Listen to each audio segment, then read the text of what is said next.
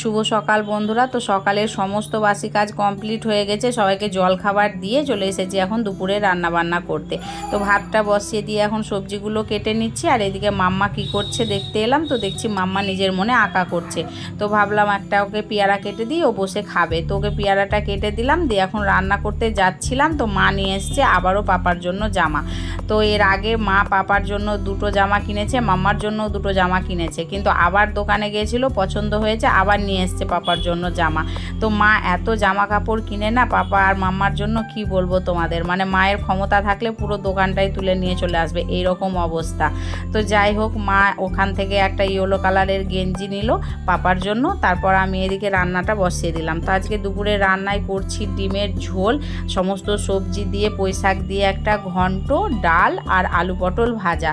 তো সমস্ত রান্না বান্না কমপ্লিট করলাম, আর আজকের মিনি ব্লগটা এখানেই শেষ করলাম। টাটা।